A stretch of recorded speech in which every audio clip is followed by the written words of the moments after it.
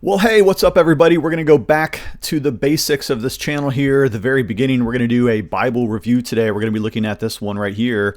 This is the Crossway Alpha in a Cordova calfskin leather with full Yapp. Now, for those of you who are used to theological videos or Jonathan Edwards videos or church pastoral advice videos, that kind of thing. This channel actually way back in the 20-teens got its start by doing Bible reviews. Matter of fact, I don't mean to brag or anything, but I was one of the first people on YouTube doing Bible reviews. And there were a couple people who had done some before me, but I think that I can fairly well be credited with several innovations in the field, including getting to name the Cambridge Eagle, which is now called the Aquila, named after my Cambridge wide margin eagle. That's a fact. Also, the crash test video is a kind of like a brand name of a kind of review video that I used to do back in the day. Now, other people do crash test videos, but I will complain just a little bit here that a lot of Bible reviews today, I've kind of moved on from the genre, but a lot of Bible reviews today, basically you just got a guy that's smiling at the camera and he unboxes the video and he tells you just a couple of things about the particular Bible.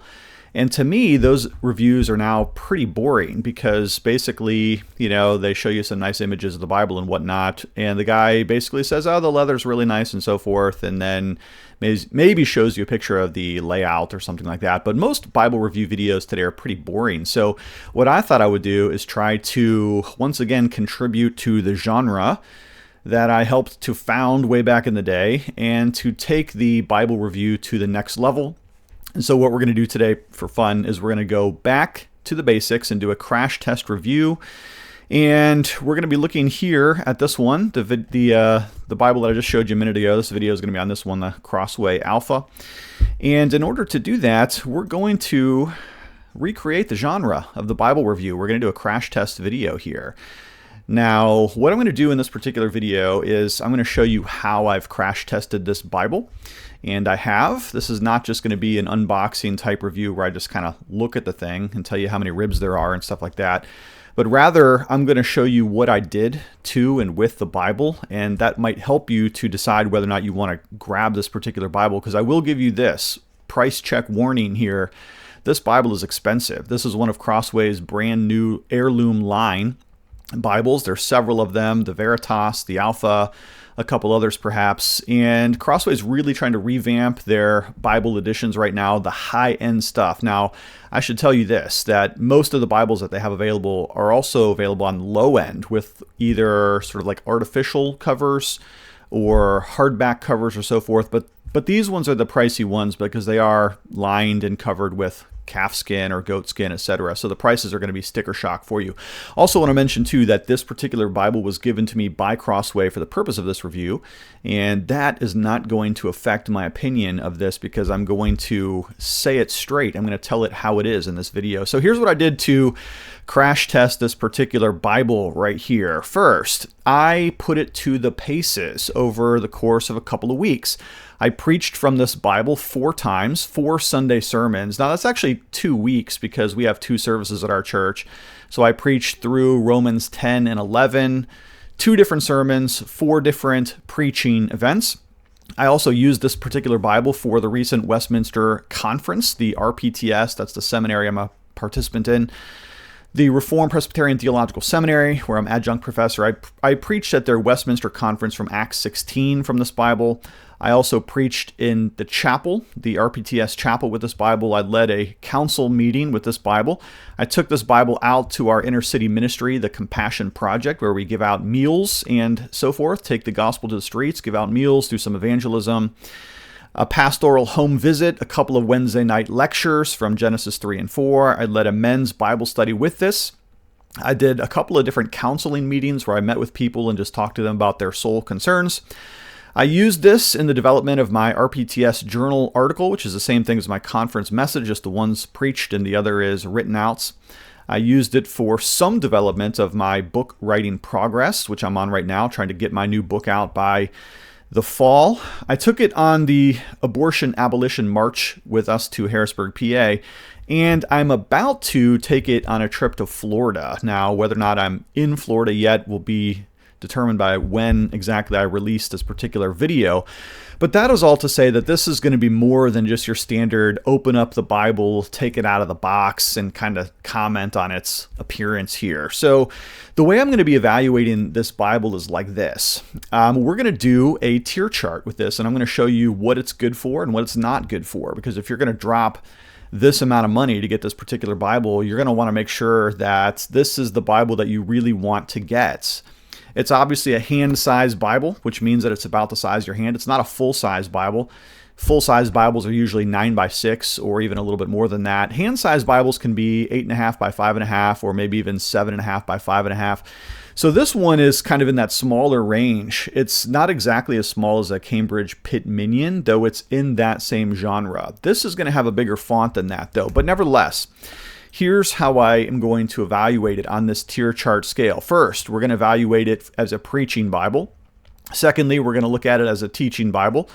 Then its use in devotions, note-taking, visitation, and whether or not you could use it for small groups. So the question that we really want to answer in this video is, can the Crossway Alpha do everything? Is this a one-and-done, everyday carry? Is this the Bible that you want to use going into the next year? Well, that's a question that only you can answer. Before we do the tier chart, let's go ahead and do what a lot of Bible reviews also do. We're going to go beyond that, but let's do what most of them do and just have a look at it. So I'm going to show you some images here. This is a picture of the Bible as I took it to RPTS on the day that I preached with it from in the chapel. I do want you to notice here it does have 4 ribs or hubs, as they're sometimes called. You have Holy Bible, Crossway logo, English Standard Version, and here is their logo here. Notice this full Yapp. This means that the leather hangs out over the edges for the sake of the protection of its pages. It's got a nice stitching line right here. Crossway did just re-up their ribbons. You can see here these are finally nice Beresford ribbons. Crossway used to put in just the most ridiculous weak ribbons, even on their high-end Bibles. A lot of people complained about that over the years. This is a 2-column Bible here, and I want you to know I did modify this image somewhat to make the ghosting look more like my eye sees it. So I kind of heightened the brightness on this particular picture here and some of the others as well, because some of the pictures looked like the ghosting was worse than it is in real life. So I tried to get it close to what it actually is, which is not very much ghosting, to be honest. We have 2 columns. Now this looks like a verse by verse, but this is a poetic setting right here. So it's not actually verse by verse. It's a paragraph style Bible. And again, we can see that nice Yapp hanging out over the edge of the Bible to protect the pages. Here's a little bit of a closer look. One thing that's neat about this particular Bible, and they've had the Alpha available before, but this time they made the books in red and the big chapter numbers in red here too, which you can see that. That's really nice. We've got a nice gilt line going along right here, and you can see how much this Yapp hangs over the edge of the Bible for the sake of the protection of your pages. Okay. Here it is again over this nice Hebrew scroll. I just thought that picture was kind of neat there. Here's the beginning of the New Testaments. There's just a little bit of margin right here for the sake of maybe some notation. I'm going to show you how limited that actually is. It's not a lot, but you could use blank pages like this if you wanted to create some sort of a miscellaneous system for yourself, if you did want to take notes in a Bible like this. It has a nice grain to it, so when you look at the calfskin, it does feel really nice, very soft to the touch. And it has this nice, really nice kind of a pebbly grain pattern here on the cover, which makes it really delightful to hold and to preach from.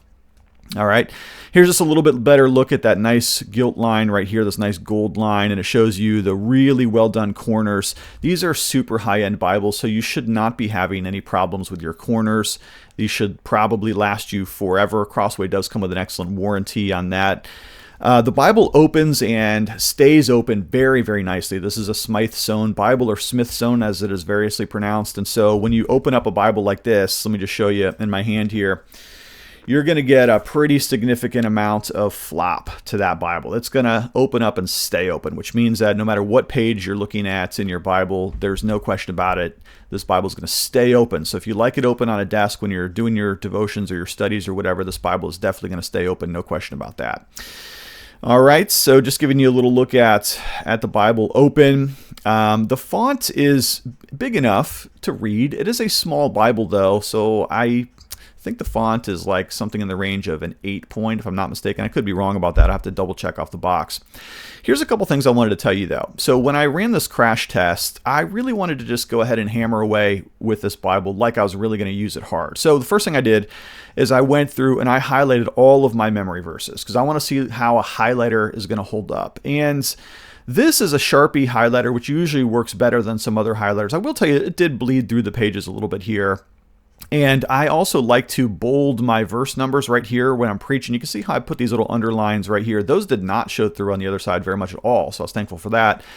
And I used my Pigma Micron pen right here to make a notation in the margin. Now, the reason this is important is because, look, I could only get 4 letters in here with a small Pigma Micron pen, which means that note-taking is going to be very limited.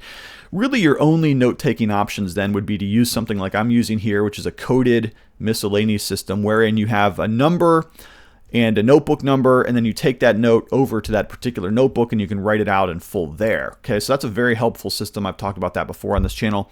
So if you look at this here, we've got an X, which indicates that it's my X notebook, and then it's number 048, so the 48th note in my X notebook, and then take it over there, and it's going to be basically a comment on the word abyss, which I discovered from sermon preparation a while back. So you could do miscellaneous systems like that. You can take notes like that in a Bible this small. But it's a great little Bible. Here's something new that they did. They put this alpha logo here and denotated this as a calfskin liner. I really like this.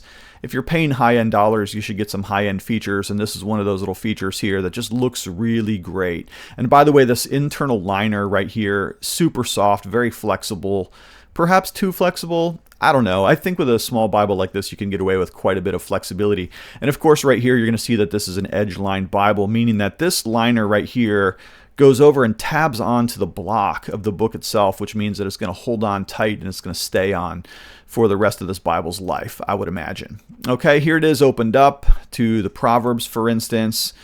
Beautiful little Bible. Loved using it. Now, I did take it with me around in my vehicle quite a little bit these past 2 weeks. I've tried to just have it on my person at all times to really put this thing through the testing grid. Wanted to make sure that this wasn't just an open and review type of video here, but rather that I really used up this Bible. Here it is, just sitting on the dashboard of my car. Perfect little Bible for carry with you if you're going to go anywhere with it. I think that this Bible would probably do very well for you. Here it is, getting ready to preach on the Lord's Day. And again, I did use this for a couple of different sermons. That was the same page earlier. Now, I got to tell you something. This is kind of funny. All right. See this right here? I don't know if you can see this. This is blood. This is my blood. True story, 100%. I was preparing for my sermon. I don't usually bleed on my Bibles, and I'm sorry if this offends you, but this is exactly what happened. I was walking around the sanctuary, preparing my notes, going over my sermon, and I looked down, and I could not believe it that I was bleeding on this Bible. What happened is, believe it or not, no joke, I got a paper cut, one of those thin little paper cuts, and I had a big old splotch of my own blood right here and another one right here. And this was before I had even put any highlights or notations or underlinings or anything in this Bible. This was the very first besmirching mark on this Bible. I wasn't even sure I was going to write in it.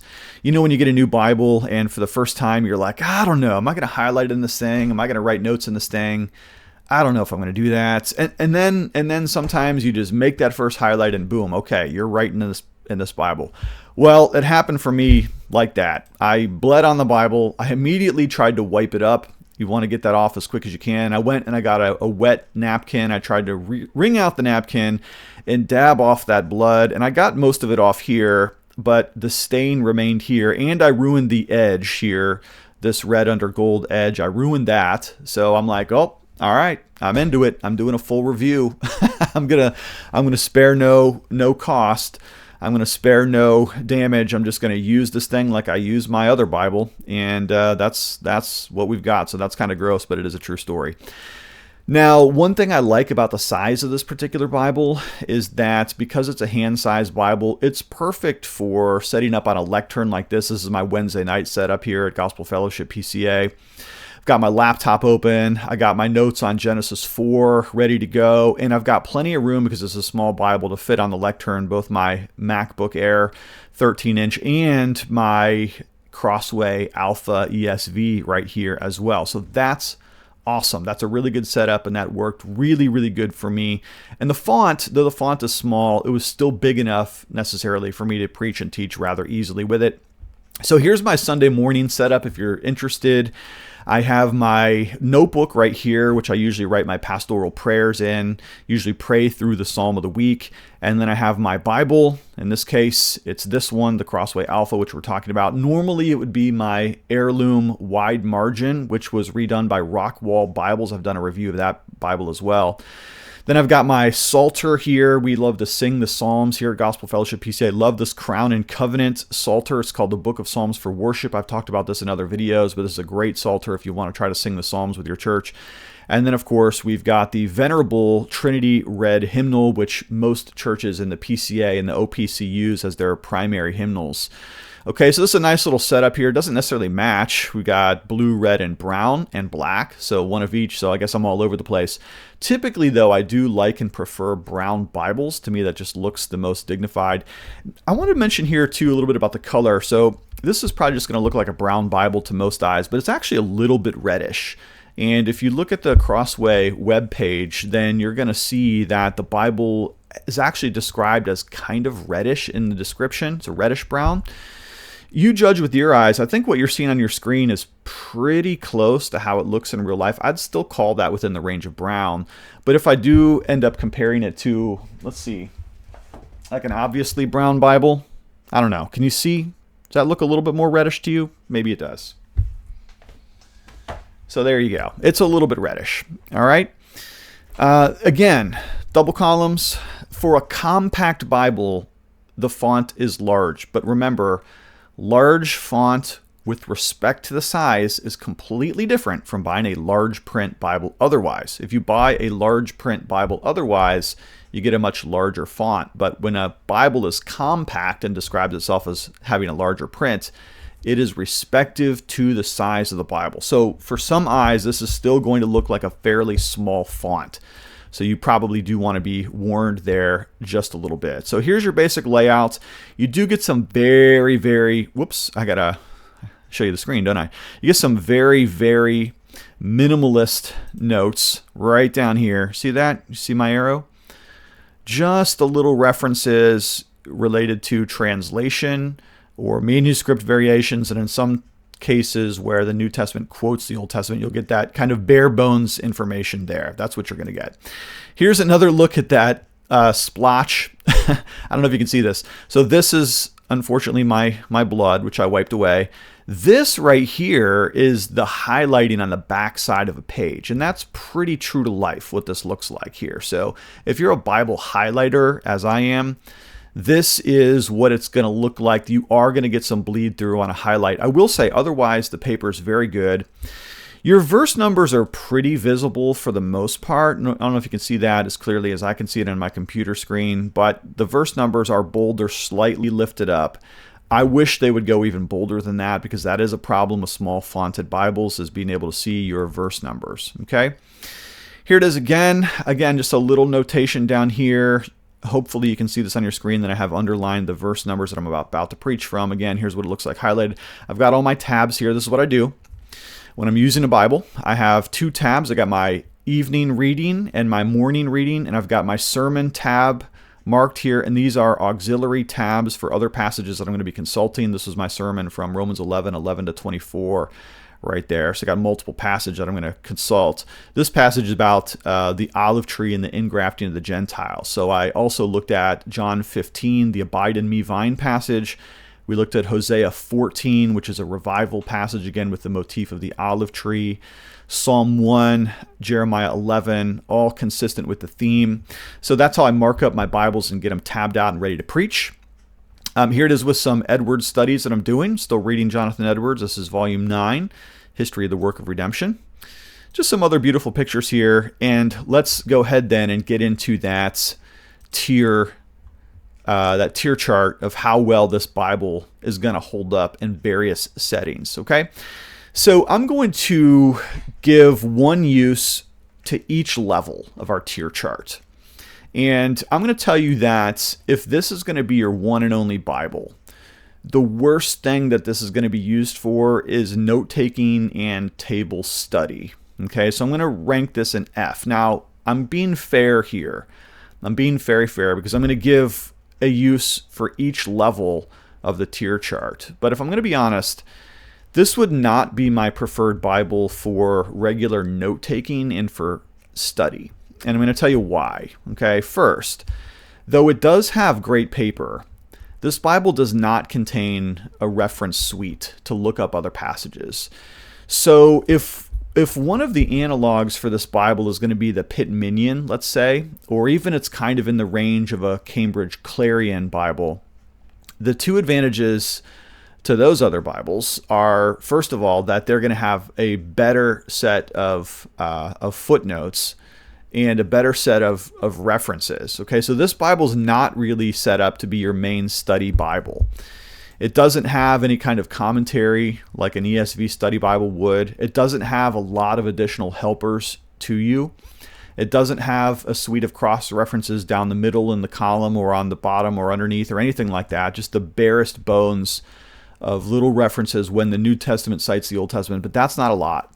So if this was your only Bible, it probably wouldn't be the best Bible for preparing a sermon or a Sunday school lesson just of its own. You're probably going to have to consult other resources. Now, thankfully, though, you probably have other resources. You probably have your computer. You probably have BibleGateway.com. You probably have other means to look up things. And as I look at the back of this Bible right here, right now, this does have an index of terms. So if I wanted to look up particular terms like the word creatures right here in the reference index, I can use it that way. But for the most part, this is not going to be the Bible that I would pick if I was going to try to develop a lesson or a Sunday school lesson or a lecture or write a journal article, because it's just not really built for that. Okay? As I showed you before, you can take some very, very, very small notes in the margins, but it's really just not going to be set up for that. So I don't know if that's going to work. Now, a little bit better than that, and I'm going to rank this D, is for teaching and lecturing. Okay, so there's a couple of things that make this Bible decent enough as far as teaching and lecturing. And again, I taught a couple of Wednesday nights and I gave a lecture with this Bible. The fact that it's portable, to me, and even very portable, is really nice for any time I have to take a Bible somewhere. I don't always want to take my huge ESV study Bible or, some kind of other large note-taking Bible, or even like a Thompson chain reference Bible or something like that. I just don't want to do that because it's so big and heavy and bulky. If you're a one Bible person, maybe that'll work for you. But sometimes when I go and I want to teach something or give a lecture or something like that, a small, readable, portable Bible like this is going to be great. And not only that, but the line matching means that as I'm looking at my Bible, whether I have good light or poor light, and sometimes you can't control that. If you're going to a different venue, you might not be able to control what the lighting is like. Line matching is going to be your best friend, because then you're going to be able to really see your lines. And moreover, one thing that I should have mentioned earlier is that this Bible has the crispest prints. Okay, the font isn't huge, but the print is so super crisp that it does make it pretty easy. So as far as it being easy to flip through, and you can certainly handle this Bible, again, really, really well, because it's a hand Bible, just sits right in your hand, really, really nice. That's going to make it a pretty decent Bible for teaching or giving lectures from. Okay, now, a little bit better than that is small group study, and I did use this for a men's Bible study, and also that President's Council meeting that I led. There, it's going to be really nice, because I'm going to tell you this. Our men's group, one of the things that we do is we have our men's Bible study at a restaurant, which means that we have our Bible, we have our set of notes that we're talking about, we order coffees, we've got the breakfast meal comes in, the plates, the dishes, we eat breakfast, we've got bacon and sausage flying all over the place. And so to have a compact Bible like this at the table with you is really a nice advantage, as over against having a huge Bible.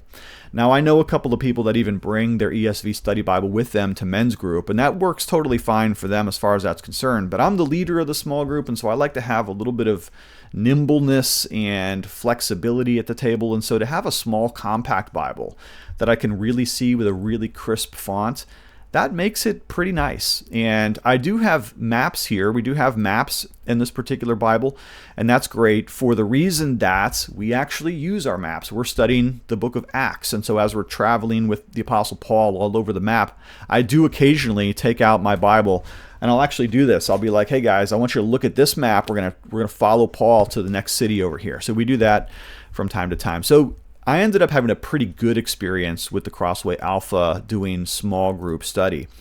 Better than that, though, I'm going to give it a B as it relates to being a preaching Bible. I had no problem with the Crossway Alpha as a preaching Bible. I thought it was fantastic.